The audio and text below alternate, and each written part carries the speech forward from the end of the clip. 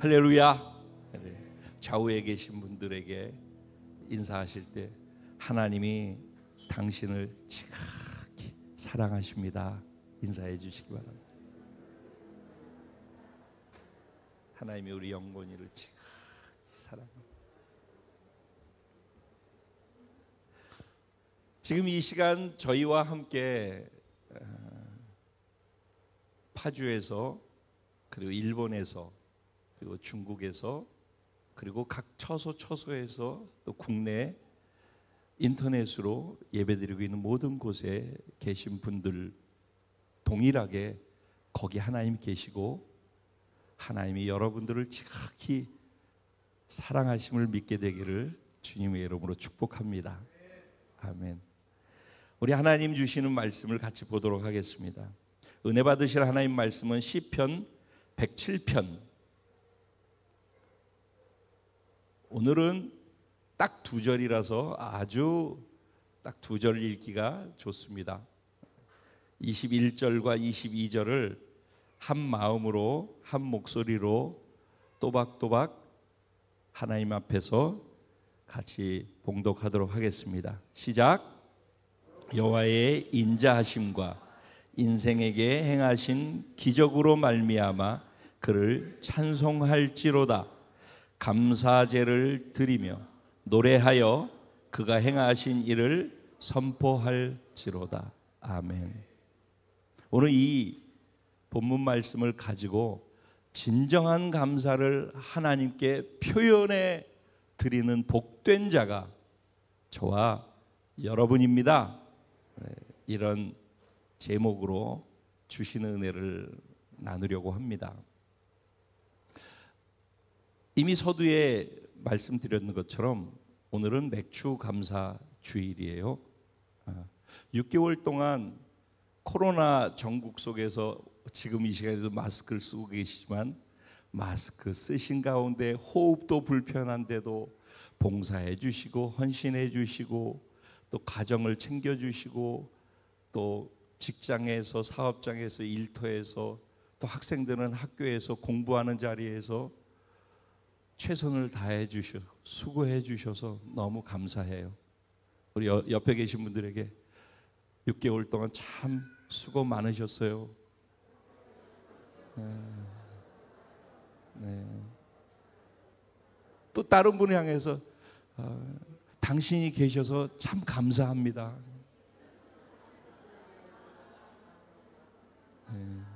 예. 여러분 6개월 동안 참 수고 많이 하셨어요. 우리끼리만 했더라면 힘들 수 있는데 하나님과 우리가 함께 여기까지 올 수 있었기 때문에 또 오늘 우리가 이 자리에서 예배할 수 있는 줄로 믿습니다. 아멘. 주제는 감사하죠. 하나님께서 이스라엘 백성들에게 절기를 주셨는데 그 절기의 내용은 다 하나님을 기억하라는 거예요. 두 번째, 하나님께 감사하라는 거예요. 세 번째, 하나님의 말씀을 기준으로 해서 말씀의 방식으로 살아가는 법을 기억하고 배우라는 거예요. 이게 절기를 주시는 또 다른 이유예요. 근데 특별히 유대인의 3대 절기가 있어요. 유월절, 그리고 칠칠절, 그러니까 오순절이죠. 그리고 장막절, 초막절, 수장절이에요. 그러니까 이게 지금 왜 그렇게 하냐면 유월절, 무교절, 초실절은 딱 3일 안에 다 들어 있어요. 그러니까 이게 하나로 이거는 그냥 농번 추수하는 사람들 입장에서는 3일이니까 거기에 다 같이 연결돼 있어요. 그러니까 초실절, 유월절 그러면 초실절하고 연결돼 있다고 생각해서 첫 번째 곡식을 받아서 하나님께 감사하는 내용이 거기 있는 거예요. 그 다음에 77이 49, 77절이 되어지고 50일째 되어지는 오순절까지는 그게 사실은 맥추절이에요. 원래 유대력으로 하면은 우리 오순절로 교회에서 그 성령 강림 주일로 예배 드리잖아요. 교회력으로. 그게 뭐냐면 오순절이고 77절이고 다른 말로 하면 맥추절이에요. 그러니까는 초실절 때 첫 번째 열매를 갖고 하나님께 감사를 올려 드릴 때 이거를 열매 맺게 해주셔서 감사합니다와 또 뭐가 있다고 그랬어요? 앞으로 계속해서 되어진 것들이 잘 수확돼서 다 거두어 드릴 수 있을 것을 믿고 감사하는 거였잖아요. 그런데 그게 50일이 되어지면은 알곡들이 마저 다 순서대로 익어가지고 싹 다 익은 거를 가지고 하나님께 감사드리는 게 맥추절이란 말이에요. 그렇죠? 그리고 이제 그 맥추절이 오늘날 기독교 안에서는 6개월이 지나고 난 다음에, 우리가 이제 농번 사회에 있는 게 아니잖아요 지금. 그러니까 6개월이 지난 다음에 하나님께서 6개월 동안 행하신 것에 대해서 기억하고 앞으로 행하실 것에 대해서 기억하면서 감사하는 감사주일로 갖고 있는 거예요. 그러니까 어쨌든 그 다음에는 이제 우리는 추수감사주일로 하고 있는 것이 장막절, 초막절, 수장절. 수장절은 뭐라고 그랬어요? 1년의 마지막 추수해서 나오는 1년의 끝자락에서의 모든 나머지 추수할 요소들을 다 추수해서 거두어서 수장, 창고에다가 드리면서 감사를 하나님께 올려드리는 절기가 수장절, 초막절, 장막절이라고 하는 그 절기의 의미예요. 그러니까 이 핵심 세 절기는 다 뭐하고 연결돼요?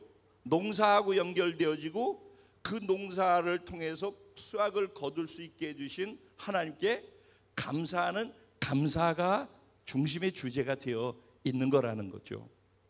그러면 이제 오늘의 주제로 그냥 이제 이건 맥주감사 주일의 의미를 여러분들에게 설명을 드린 것이고, 그럼 이제 감사라는 주제를 가지고 우리 생각을 해보죠. 감사는 하나님이 명령하신 거예요. 여러분 오늘 본문도 107편 시편 107편의 1절에 보면은 뭐라고 되어 있냐면은 여호와께 감사하라. 그는 선하시며 그 인자하심이 영원함이로다 그랬어요. 그러니까 여호와께 감사하라. 이건 명령하는 거예요. 명령형이란 말이에요. 똑같은 게 어디 있죠?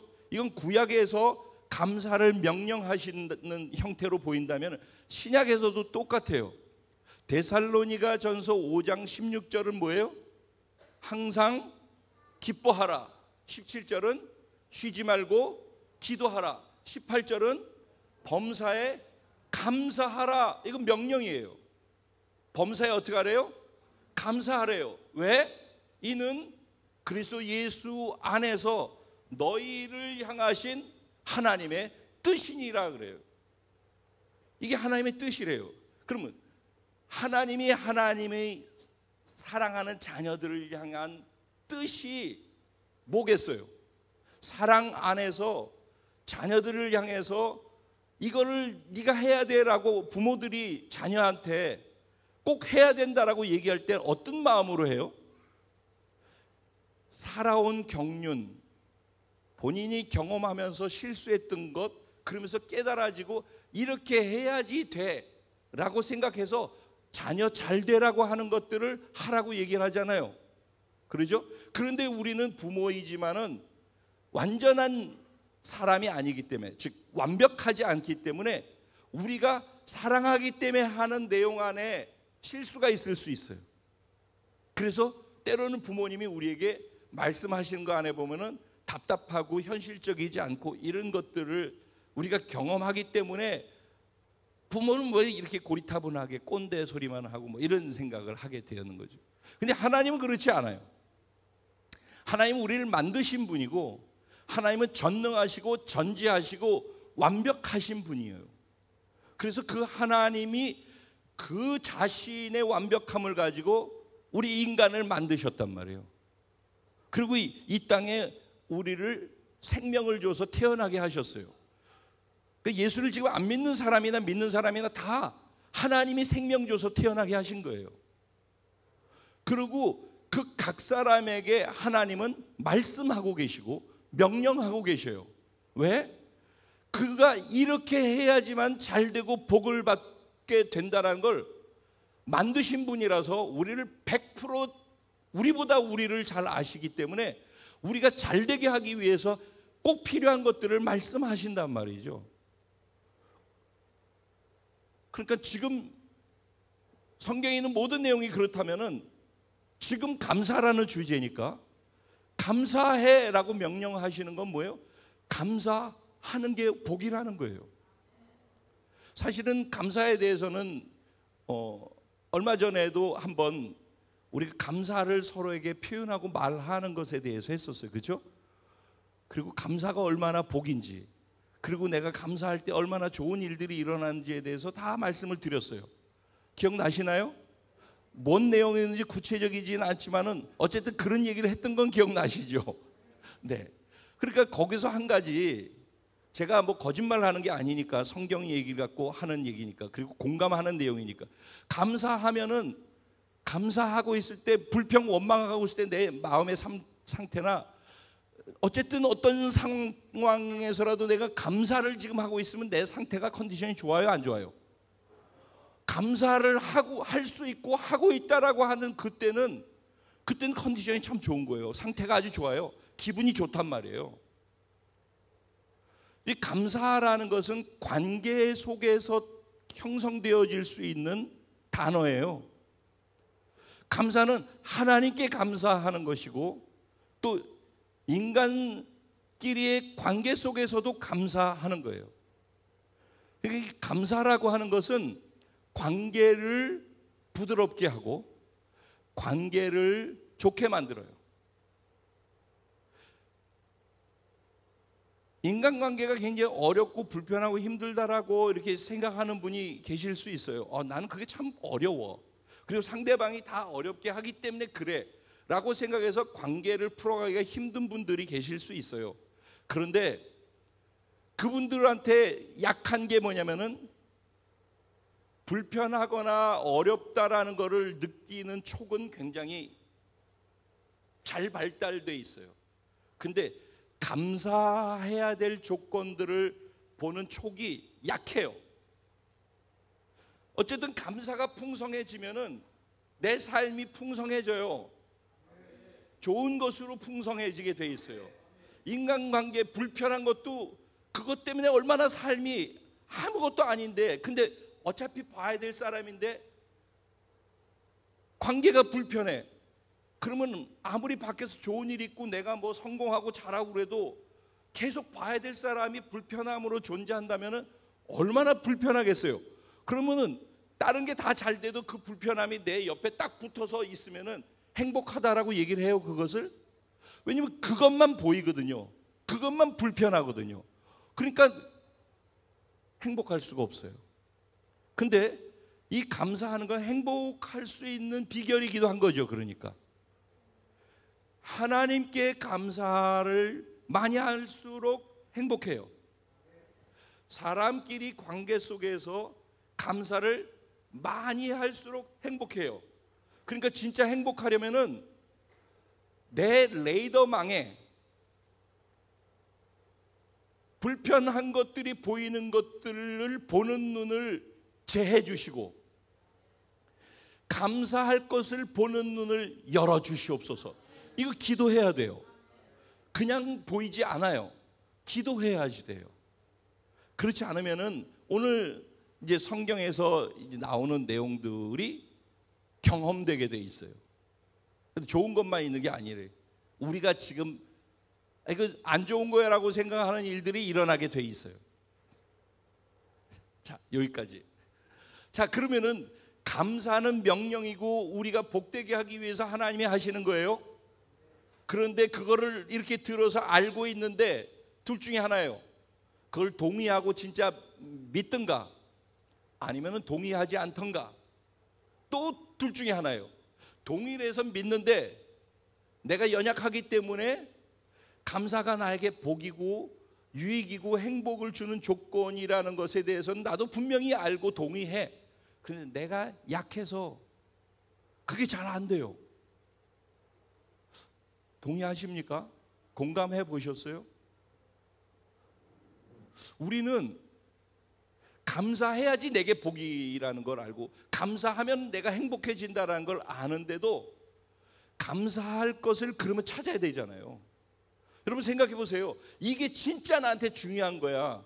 이걸 해야지만 내 인생이 펴 라고 한다면 그거 하겠어요, 안 하겠어요? 진짜 하겠죠.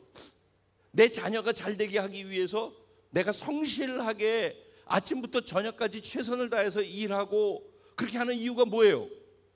내 바깥에 나가지고 못된 짓 하고 맨날 나쁜 짓 하고 시간 쓸데없이 보내고 집에서 술 먹고서 비탄해가지고 맨날 때리고 싸우고 그렇게 살지 않고 절제하고 성실하게 하고 최선을 다해서 그렇게 열심히 사는 이유 중에 하나가 뭐예요? 내 가족을 지키고 내 자녀가 잘 되게 하기 위해서잖아요. 좋은 학교 가게 하고 건강하게 하고, 그래서 내가 부모로서 책임을 다해서 모두가 다 가족이 편안하게 하기 위해서. 그게 1순위죠 대개가. 거기로부터 자유로운 분 있어요? 그러면 진짜 자유인이고. 다 거의 그렇단 말이죠. 그게 왜 그래요?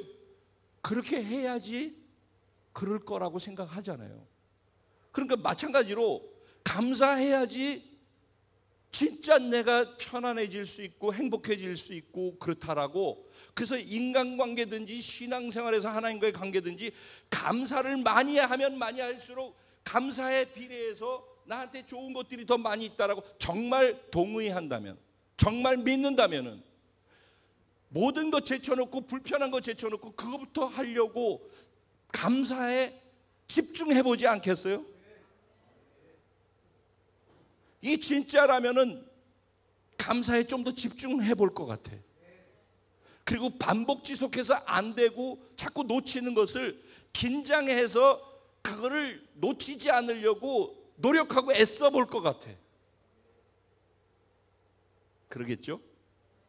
네. 감사는 좋은 건데 감사는 그러기 때문에 힘들어요.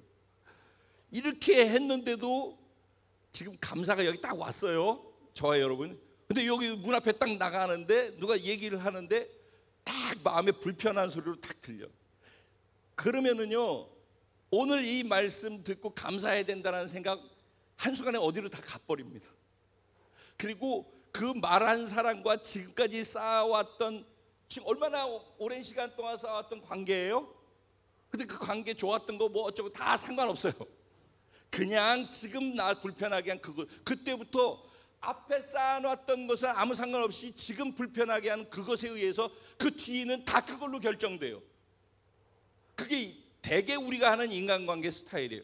근데 그건 참 불행한 것인 게, 관계라고 하는 것은 자기 유익을 위해서 관계를 이용하는 게 아니잖아요. 아니 세상은 그래요, 대부분. 그런데 적어도 우리는 그게 아니잖아요, 신앙 안에서.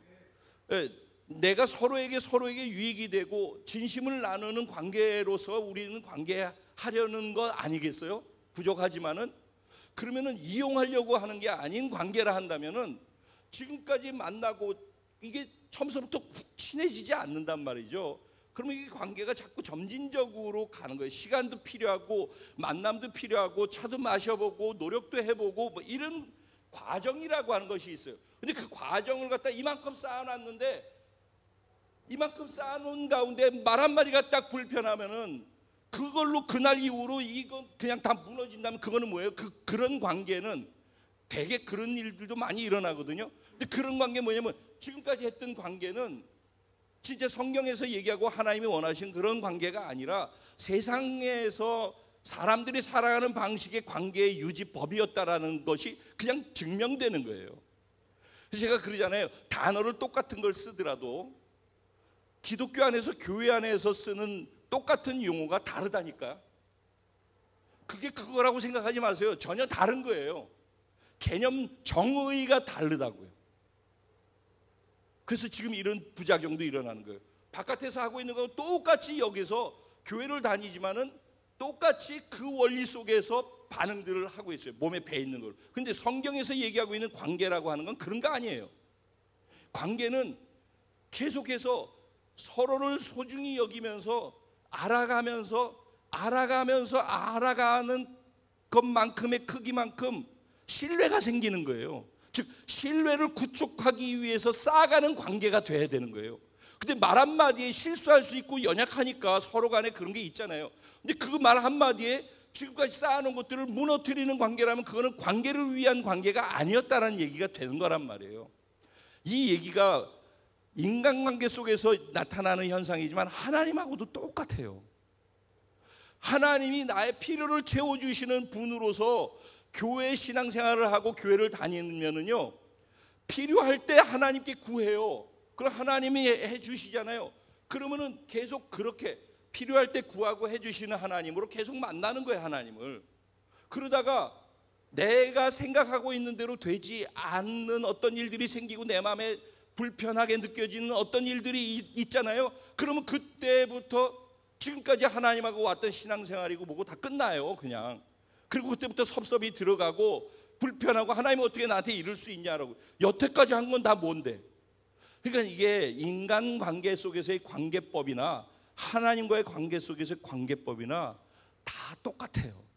그래서 적어도 예수 믿는 사람들은 관계라는 단어를 소중히 여길 줄 알아야 돼요.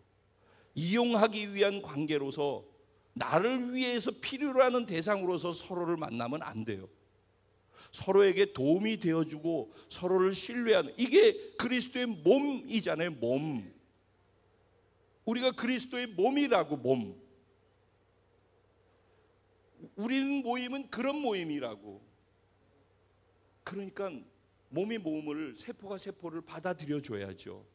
받아들여지지 아니하는 세포는 암세포라고 하는 거예요.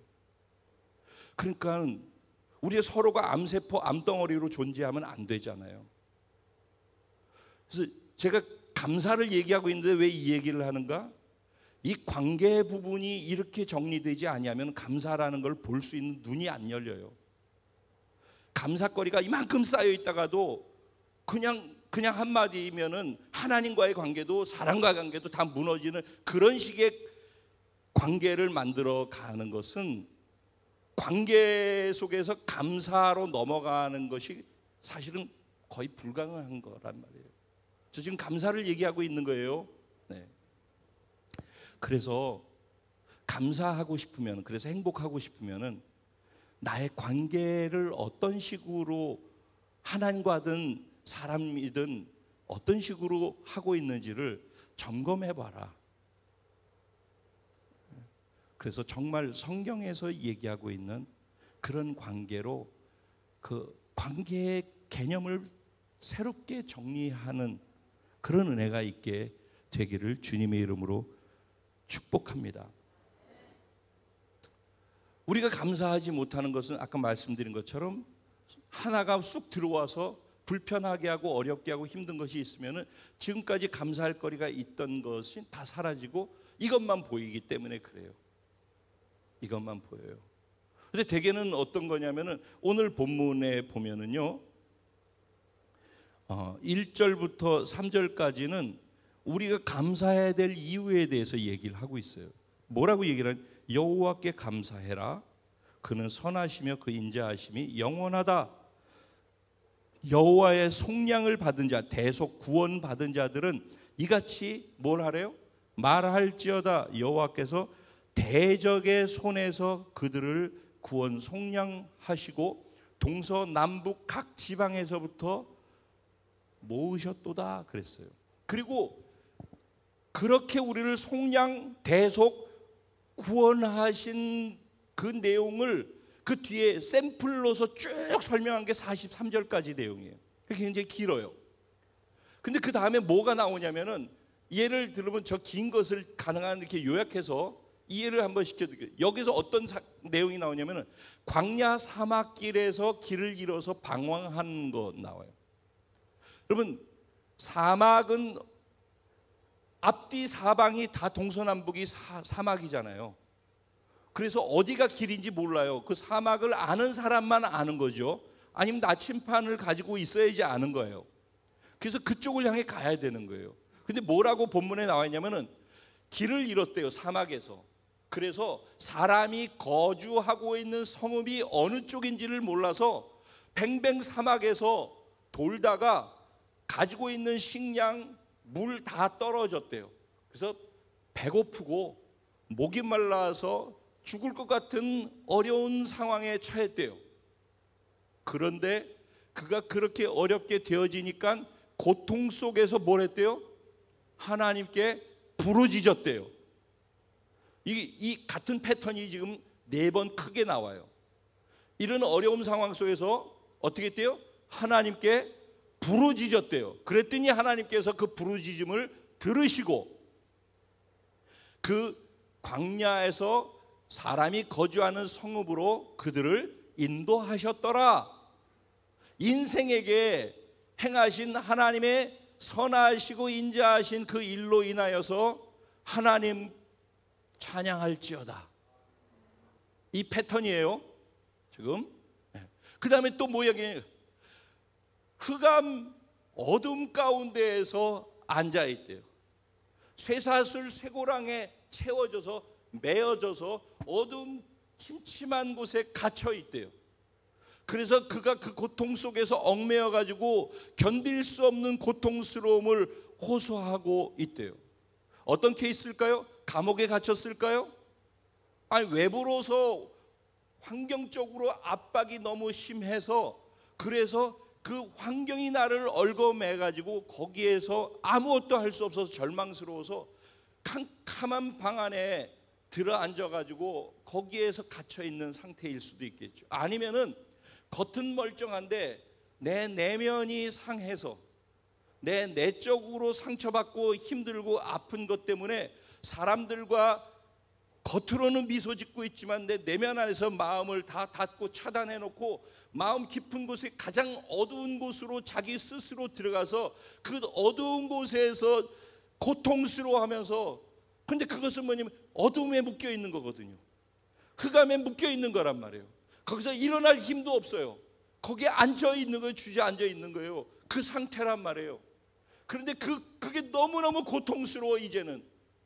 그래서 하나님 하고 고통 속에서 하나님께 부르짖었더니 하나님께서 그 고통을 제하여 주셔서 그를 묶고 있었던 얽매였던 것들을 다 끊어버려 주셨대요. 논문과 쇠빗장을 다 깨뜨려 버려 주셨대요. 할렐루야. 그러니까 그렇게 해주신 하나님께 감사하자는 거예요. 그 하나님을 찬양하고 높이자는 거예요. 그 다음에 또 뭐가 있냐? 이 사람한테는 어떤 일이 있었는지 모르지만 이 사람은 미련한 사람이래요. 이 사람 미련해서 이 사람이 살아가는 삶 속에서 아마 병이 걸린 것 같아요. 중병에 걸린 거예요. 이 병에서 헤어나질 못하네. 그래서 너무너무 극한 중병 속에서 먹을 것도 못 먹는 거죠. 정말 아프고 힘들면 병원에서 먹을 거 못 먹는 거 아시죠? 네, 코에다 이거 넣어놓고선 아무도 못 먹잖아요. 그래서 사망의 문 앞에 내가 있대요. 그러니까 병에 걸려 죽기 직전의 상태에 있는 거예요. 그래서 그 고통 속에서 어떻게 했대요? 하나님께 부르짖었대요. 그랬더니 하나님께서 말씀을 보내사 그를 치료해 주셨대요. 위경에서 건지셨대요. 여기서 말씀을 보내사라고 할 때 단 한마디의 말씀으로라는 의미예요. 할렐루야. 참 이게 이야기로 듣는 사람에게는 그렇지만은 이 내가 믿는 하나님이 이런 하나님이고 이렇게 하실 수 있다라는 것을 믿음으로 받아들이면서 듣는 사람은 진짜 할렐루야죠. 내 하나님 그런 하나님인데. 그러니까 지금까지 이렇게 얘기한 거에서 이게 세 가지죠. 네 번째가 뭐냐면은 무역을 하기 위해서 배를 타고서 바다로 나가서 먼 곳으로 항해하는 사람이 배를 타고 가는데 바다 한가운데서 광풍을 만났다는 거예요. 그런데 이 사람이 바다 원양어선을 타고 먼 데를 갈 수 있는 정도면 자기 실력이 뛰어나니까 그 배를 선장도 하고 선원도 하지 않겠어요? 경험이 많죠. 그런데 그 경험을 뒤덮을 수 있는, 경험이 감당할 수 없는 광풍이 부른 거예요. 그러니까 그가 그 광풍을 감당할 수가 없는 거예요. 그래서 이리 굴르고 저리 굴르고 자기 스스로 자기도 제어 못하고 배도 제어 못하는 절대 절명의 위기의 상황 속에 처해 있다라는 거예요. 그런 가운데 그 고통 속에서 즉 자기의 지혜로는 어떤 해답도 얻을 수 없고 이 위경을 헤쳐나갈 수 없는 그 상태가 되어지니까 이 절대 절망 속에서 하나님께 부르짖었더니 하나님께서 풍랑을 광풍을 잠잠케 하시고 파도를 잔잔케 하셔서 그들이 바랬던 소원의 항구, 원래 가려고 했던 거기로 하나님이 인도해 주셨대요. 그렇게 행해 주신 그 하나님께, 그 하나님을 인정하면서 감사하고 노래하고 찬양해라 라고 말하고 있는 거예요. 이 네 가지 이게 있어요. 그런데 왜 이런 일이 일어났냐는 거예요. 왜? 그러면 우리 인생 속에서 우리는 감사할 수 있는 조건이 솔직히 얘기해서 어떨 때예요? 이런 그 지금 얘기한 것들이 없을 때 감사하잖아요. 그렇죠? 그때 감사하면 다행이에요. 감사하시기 바랍니다. 그런데 이런 상황이 온단 말이에요. 이런 상황이 오면은 이 상황이 너무 고통스러우니까 감사할 내용이 아니라고 우리들은 일반적으로 생각을 해요. 그런데 오늘 본문에서 아주 중요한 요소들이 바로 이 부분이에요. 우리 읽었던 본문 21절에 보면은 여호와의 인자하심과 그랬어요. 그렇죠? 그 뒤에는 뭐라고 그래요? 인생에게 행하신 기적으로 말미암아 그랬어요. 이 두 가지가 있는 거예요. 그걸로 말미암아 뭐 하래요? 그를, 하나님을 찬송할지로다 그랬어요. 그렇죠? 그러면 하나님을 찬송할 때 이 찬송하는 데는 두 가지가 있다라는 거예요. 하나는 그분이 행해 주신 것 때문에 감사하는 거예요. 그거를 좀 더 얘기를 하면은 우리가 찬양한다, 경배한다 이런 표현 쓰죠. 예배 속에서. 찬양의 뜻이 뭐냐면은 하나님이 내게 뭔가를 행하신 것 때문에 그 행하신 것이 있어서 하나님이 내게 이렇게 하셨어요. 이렇게 하시는 하나님을 찬양하고 높여드리면 이게 찬양이에요. 그러니까 하나님이 내게 뭘 한 게 있어서 찬양하잖아요. 그래서 하나님을 인정해드리는 행위를 찬양이라고 한단 말이에요. 하나님이 내게 이거를 해주셔서 감사해요. 이거를 해주신 하나님을 높여드립니다. 이게 찬양이란 말이에요.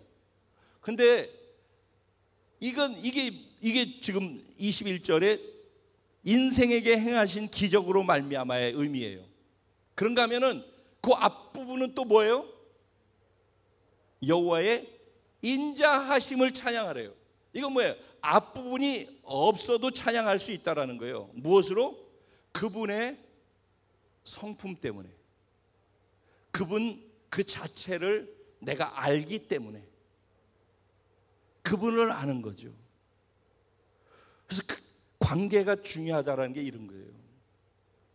지금 내 삶에 막 광풍이 일고 막 어둠 가운데 막 소용돌이 어려움 막 그러면 하나님이 나한테 어떻게 이럴 수 있어요? 이런 수준으로 가는 것은 하나님을 주는 자로만 알고 있기 때문에 그래요. 근데 하나님은 우리보다 우리가 무엇을 해야지 더 행복한지를 아시잖아요. 우리에게 필요한 게 뭔지 각자의 인생 속에서 지금 무엇을 필요로 하는지 하나님은 너무 잘 아신단 말이죠. 그것을 주시는 것이니까 그게 감사한 거란 말이에요. 왜 하나님은 우리에게 어려움을 주실까요? 왜? 여기 본문에 보면은 뭐 때문에 그런 어려움을 주신다라고 얘기를 하냐면은 사람이 흑암과 사망의 그늘에 앉으며 공고와 쇠사슬에 매임은 11절 뭐라고 그래요? 하나님의 말씀을 거역하여 지존자의 뜻을 멸시하기 때문이래요. 그래서 하나님이 그들에게 고통을 주어서 뭘 하게 한대요? 마음을 겸손케 한대요. 만약에 이들이 이런 환난과 고통 속에서 하나님께 부르짖었더니가 계속 나왔죠. 만약에 이들이 하나님께서 고통을 주지 않으면은 하나님을 찾을 일이 있을까요? 없을까요? 평소에 이런 일 상관없이 늘 하나님을 찾는 사람에게는 굳이 이거를 주실 필요가 없어요. 늘 하나님과 관계가 좋고 이 사람이 성숙되어 있으니까. 근데 어린아이처럼 맨날 다고 그리고 안 주면 삐지고 내 맘 내 생각대로 되면은 그러면 좋고 그렇지 않으면 길 가다가 장난감 사주세요. 아니에요. 그럼 그 자리에 앉아가지고 엥 하는 것처럼. 그리고 뭐 엄마 아빠 나빠 딱 그 모습이 아니에요. 참 사실 어떻게 보면 신앙생활이 참 부끄러운 거예요. 자라야 된다니까. 성숙돼야 된다니까. 그런데 이 수준에서 무슨 감사가 나오겠어요? 애들한테 선물 사주면 감사해요? 일주일에 10개씩 사줘 보세요. 감사한가? 10개 사줬어도 11번째 안 사주면 나빠 그러지 않겠어요? 그게 우리 신앙생활에서 우리 수준이 거기에 있다면 하나님은 뭘 원하시겠어요? 다음 단계로 자라길 원하시겠죠. 그 수준에 있으면 가만히 있어가지고는 다음 단계로 하나님을 알게 경험하게 하려면 하나님을 경험하려면 어떻게 돼요? 이렇게 귀로 듣고 설교만 들으면서 교회만 다니는데 하나님 경험할 수 있나요? 그 말씀에 순종해야 되잖아요.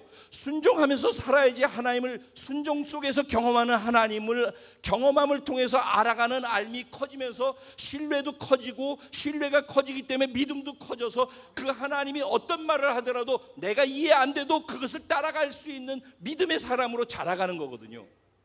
근데 이 사람은 절대 수준이 그게 안 되니까 그러면 어떻게 해야 돼요? 어려움을 주는 거죠. 어려움 속에서, 광풍 속에서, 환난 속에서, 캄캄한 암흑 속에서, 마음의 상처 속에 안에서 막 괴로워하고 이러는, 아니면 살면서 어디가 길인지 몰라서 방황하는 그 속에서, 그 짧게는 상관도 없어요. 깊이 고통 속에 들어가면은 해볼 것 다 해보고 내 힘으로는 인생 속에서 살 수 있는 길이 없구나라는 것을 알아. 그걸 복음 1강의 절대 절망이라고 얘기하는 거예요.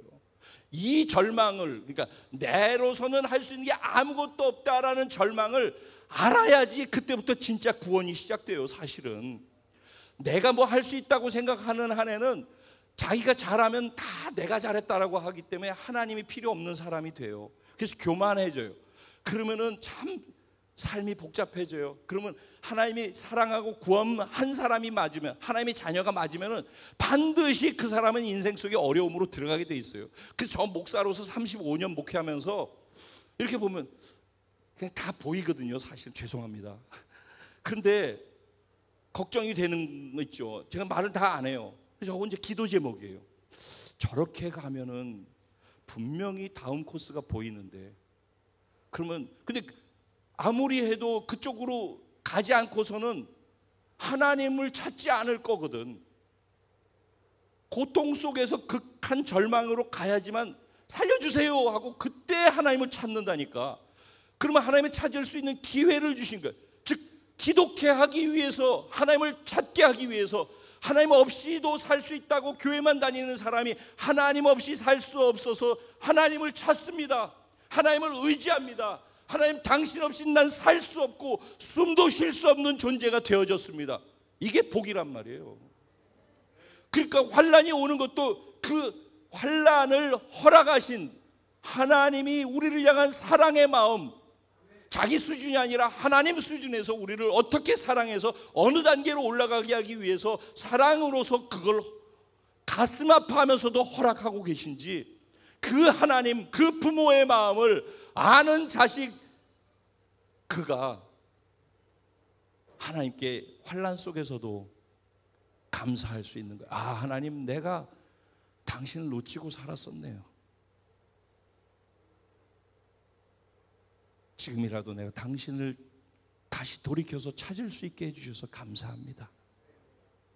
그래서 요나가 고통 속에서, 물고기 뱃속에서, 광풍 속에서 하나님께 감사하잖아요.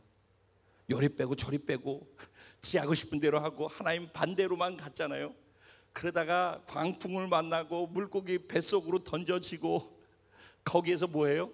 요나가 하나님께 기도하면서 무슨 기도하죠? 감사 기도하잖아요. 자, 아이러니죠. 그런데 이럴 수 있으려면은 하나님을 알아야지만 가능하다니까. 이거는 하나님을 인격적으로 알아가야, 하나님 그분을 알아가야 된다니까. 하나님 뭐라고 그래요? 그래서 자신을 여호와께 감사하라. 감사해야 될 이유가 뭐? 그는 선하시고 인자하심이 영원하신 분이래요. 그 하나님은 불변하셔요. 우리 초급반에서 우리 그거 했죠? 기초반에서 뭐예요? 하나님의 속성에 대해서 얘기했죠. 하나님의 속성 뭐예요? 무소부재하, 어디에나 계시죠. 그렇죠? 영원 불변, 그렇죠? 영원하시고 절대 불변하셔요. 그런 분이 전능하시고 전지하셔요. 못하는 게 없고 모르는 게 없으셔요. 근데 그것을 가지고 그분이 천지를 창조하신 주권자시고 통치자시라고, 이게 하나님의 속성이라고 기억나셔요? 그러면 그 하나님을 우리가 믿고 구원받았다며. 그럼 정말 그거를 하나님을 믿는다면, 하나님의 그런 분이라는 걸 믿는다면 내 삶에 풍랑이 올 때도 하나님이 선하신 거예요. 내가 고통 속에 있을 때도 하나님은 인자하신 거예요. 나를 향한 사랑과 인자하심은 그대로 있는 거라고. 하나님 불변하신다니까. 인자하심과 선하심이 영원하시다니까. 하나님은 자신이 이미 소개해 놓고 있어요. 믿거나 말거나. 근데 절들어 가면은 알아가는 거란 말이죠. 근데 그 하나님을 믿으라는 거예요. 그리고 그 하나님과의 세상식의 관계를 맺고 기브 앤 테이크로 하는 그런 것 말고 하나님을 알고 싶어 하라는 거예요. 하나님이 나 구원했다고 하는데, 나를 구원했다고 하는 하나님, 예수를 십자가에 못 박아 죽이기까지 하면서 나를 구원시켜서 나와 관계를 맺고 교제하고 사랑에 빠지고 신랑이 신부를 만들기 위해서 그렇게 했다는데, 그럼 도대체 그분은 어떤 마음을 갖고 어떤 사랑을 갖고 어떤 성품을 갖고 어떻게 나를 만나기 원하시는지, 그분은 나와 관계를 맺고 만나기 위해서 자기의 전부를 다 우리에게 주셨잖아요. 그분은 전부를 걸었다고, 우리와의 관계를 위해서. 근데 우린 그걸 이용하는 거가 될 수도 있다고요. 나의 필요를 채우기 위해서 하는 거면. 그러니까 관계가 금세금세 끊어지는 거란 말이에요. 그러니까 감사할 거리가 있어도 감사할 거리가 사라지게 되는 거란 말이죠. 그래서 지금 감사를 얘기하면서 계속 관계를 얘기하는 거예요. 하나님을 알아야죠. 그래서 사람이 관계를 하다 보면은, 예를 들어서 제가 뭐 앞에 있으니까 맨날 필조 형제만 하니까 흥칠 형제하고 반가워요. 우리 같이 교제를 한단 말이에요. 이제 좀 됐잖아요. 근데 사실 돼도 교회만 다니면은, 그럼 우리 선교지도 같이 굴르고 우리 마음도 같이 나누고 차도 마시고, 그래서 서로가 서로를 좀 더 알잖아요. 그러면은 때로 이렇게 관계하다 말고서 얘기를 하는데, 제가 어떤 얘기인데 흥치 형제 마음에 불편하게 느껴졌어. 흥치 형제가. 그래도 저를 알고 지금까지 싸우는 관계 속에서 맺어진 신뢰가 있고 알미 있기 때문에, 목사님이 저렇게 말씀하셨지만 저게 나 기분 나쁘라는 것을 넘어서서 정말 나를 사랑해서 진심을 다해서 나를 어떻게 해주고 싶어서 그래서 하는 말이라고, 그거를 관계가 쌓여있는 사람의 관계 속에서는 말을 그렇게 들을 수 있어요. 그래서 오해의 소지가 줄고 힘든 것도 받아들일 수 있는, 그래서 그게 보약이 되는 거예요. 근데 이 관계를 그렇게 두지 않는 사람들은 말 한마디에 휘딱휘딱거리고 기분 좋으면 좋고 안 좋으면 안 좋고 그냥 그렇게 널뛰듯이, 그건 관계가 아니죠. 사실은 하나님하고 똑같은 거예요. 하나님께서 내게 베풀어 주시는 걸 당연한 걸로 생각하면 안 돼요. 자, 이제 시간이 많이 갔고 성찬도 해야 되기 때문에 뭐 얘기를 하려면 뭐 한 3시간은 이러고 얘기할 것 같은데, 오늘 오랜만에. 근데 그럴 수 없으니까 자, 결론으로 얘기를 하죠. 결론. 지금 무슨 얘기를 하려는지는 공감하시죠?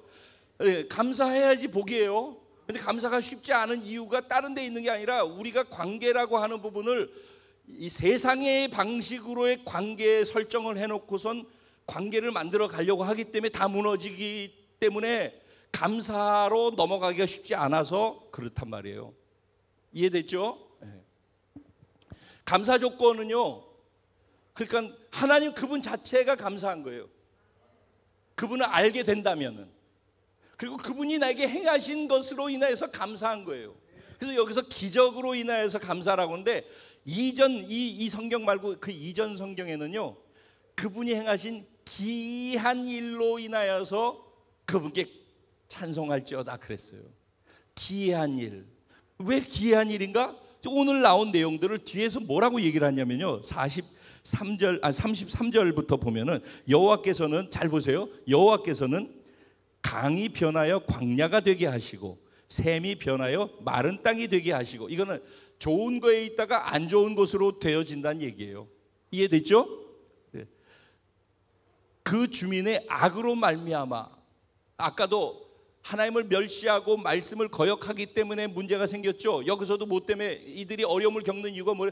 그들이 악을 행했기 때문이라고 얘기를 하죠. 그래서 하나님께서 그렇게 어렵게 하셨다는 거예요. 그 악에서 돌이키게 하기 위해서. 그랬다가 옥토가 변해서 그것 때문에 염전이 되게 만드셨대요. 곡식이 자랄 수 없는 것으로. 그랬는데 또 광야가 변하여서 못이 되게도 하신대요. 이게 이제 좋은 쪽으로 바뀌는 거예요. 마른 땅이 변해서 샘물이 되게 하신대요.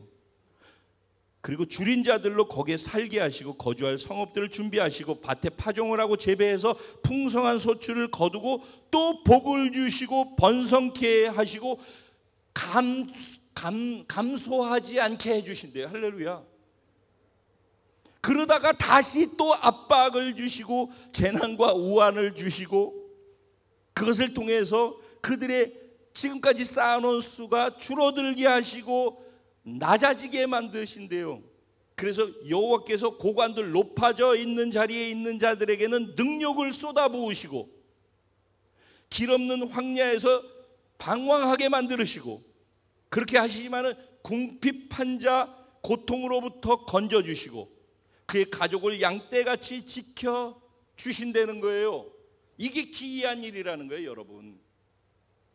이게 우리를 구원하신 하나님이 그 구원 안에 구원받은 자들을 이 땅에서 영원한 하나님의 나라로 이끌어 가신 이 땅의 과정 속에 이런 일을 하신다라는 거예요. 근데 이렇게 해서 우리가 생각할 때 좋은 곳에서 나쁜 곳으로 가고 있다면은, 하나님께서 나의 어떤 부분 때문에 그걸 다루셔서 하나님께로 정상적 관계로 회복해서 바르게 가게 하기 위해서 주시는 시간이구나라고 생각을 해서 그 낯설고 힘든 상황 속에 감사를 올려드릴 수 있다는 거예요. 그게 인생에서 행하시는 하나님의 기이한 일이에요. 우리를 구원한 사건도 기이한 일이죠. 그런데 구원받은 자가 이 땅에서 영원한 하나님 나라로 가기 전까지 살아가는 과정 속에서 하나님이 우리의 생각대로 행하지 않으시고, 하나님이 우리를 사랑하시고 우리를 잘 아는 것 속에서 복 주시기 위해서 하셔야 될 하나님의 방식대로 풀어나가시는 그것이 기이한 기적이라는 거예요. 그 하나님을 인생 속에서 이렇게 인생들을 빚어가시고 자라가게 하시고 성숙시켜 하나님 나라의 영의 존재로서 맞춤으로 변화되어 가도록 만들어 가시는, 빚어 가시는 그 하나님의 우리를 향한 사랑의 손길을 알면 알수록 그 하나님의 성품을 인정할 수밖에 없게 된다는 거예요. 그러면 어떤 일이 일어나더라도 하나님으로 인정하는 것이 흔들리지 않아요. 그리고 하나님을 두려워할 줄 알게 되어져요. 내 삶에서 일어나는 걸 통해서 하나님을 경외하는 법을 배운단 말이에요. 그래서 하나님께 순종하게 되어져요. 하나님한테 뭔 이건 이래요, 뭐 저건 저래요, 뭐가 어쩌고 어리니까 아무것도 모르니까 자기 수준에서 얘기를 하는 거, 하나님을 정말 경험으로 관계 속에서 깊이 알아가면 알아갈수록 그냥 하나님 그분을 인정하게 돼 있어요. 그렇게 해서 나타나는 것이 뭐냐? 감사하게 되어지는데, 그 감사가 어떤 식으로 표현되어지는가 오늘 본문에서는 세 가지를 얘기하고 있는 거예요. 그게 첫 번째가 뭐다? 예배하게 되는 거예요. 감사하는 자는 예배하게 돼 있어요. 그게 경배로서 예배하고 찬양으로서 예배해서 하나님을 찬송하고 높여드리게 돼 있어요. 이렇게 짧게 끝날게요. 두 번째 뭘 하게 돼 있어요? 감사제를 드리고 노래한대요. 예배하는 것 속에서 감사제는 뭐예요? 제사 제물을 드린다는 얘기죠. 드린다는 거예요. 하나님께 헌신해서 드린다라는 거예요. 감사하면은 예배를 드리게 돼 있어요. 자기의 구원을 알고 구원의 가치를 아는 사람은 예배 드리게 돼 있다고요. 그리고 그것을 알고 감사하는 사람은요, 자기의 삶을 제물로 드리게 돼 있어요. 예수님이 자신을 우리에게 전부를 다 드려서 우리를 구원한 것처럼, 그 우리를 속량한 구원의 의미가 그분의 전부를 다 드려서 구원한 것임을 정말로 알고 믿는 사람, 그리고 자기가 얼마나 절망의 끝자락에 있는지를 진짜 경험으로 아는 사람은 내가 지금 사는 것 자체가 다 은혜고 지금 있는 게 은혜고 그래서 나를 다 드리게 돼 있어요. 그게 헌신이고 그게 감사제의 의미예요. 나를 다 드린단 말이에요. 그럼 우리는 난 이것밖에 없고 저것밖에 없고 아니요. 병든 몸이면 병든 몸, 아픈 몸이면 아픈 몸, 연약하면 연약함, 오병이어면 오병이어 그 자체를 이게 내게 아니라 하나님 거라고 하나님께 다 드릴 수 있어야 된다라는 거예요. 그게 헌신이 들어가는 감사의 표현인 것이에요. 내 삶을 학생들 공부하는 이유가 뭔지 아세요? 공부 마음에 든다 안 든다. 제가 예전에 그랬어요. 공부하기 싫죠. 철이 들면 하게 되어져요. 하나님을 알면은 철이 들어요. 내가 공부하는 이유는요, 내 성공하기 위해서가 아니에요. 내가 공부하는 이유는요, 이게 내가 내게 아니기 때문에 그래요.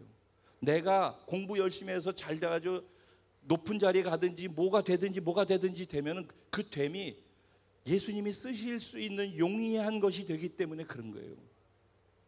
그래서 나의 인생과 나의 삶을 드리는 것이 감사예요. 하나님이 내게 어떻게 하셨는지 진짜 알고 하나님을 아는 사람은 하나님이 자신을 주신 것처럼 자신도 하나님께 자신을 드리는 거예요. 그리고 마지막으로 감사하는 자는 그러니까 예배하고 감사하는 자는 자신을 드리는 거예요. 그리고 감사하는 자는 뭐라고 그래요? 감사제를 드리며 노래하며 그가 행하신 일을 뭐라 그래요? 선포할지어다. 선포하는 거예요. 내가 감사할 내용이 있다며. 구원받았으면 구원을 감사해요? 하나님이 행하신 일이 있으면 행하신 것을 감사해요? 아니 하나님 그분 자체로 감사해요? 그러면 그것을 내가 경험했으면은 입 다물고 있지 말라는 거예요. 선포하고 말하라는 거예요. 자랑하라는 거예요. 간증하라는 거예요. 복음을 나를 구원한 그 복음이라는 단어 속에 다 있잖아요. 그것을 전하라는 거예요. 감사한다면은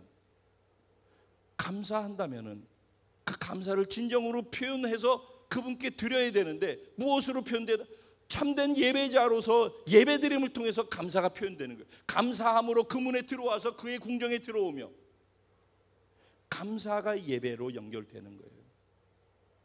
그리고 감사하면은 그 감사한 만큼을 표현해 드리는데 내 삶 전부를 다 드려도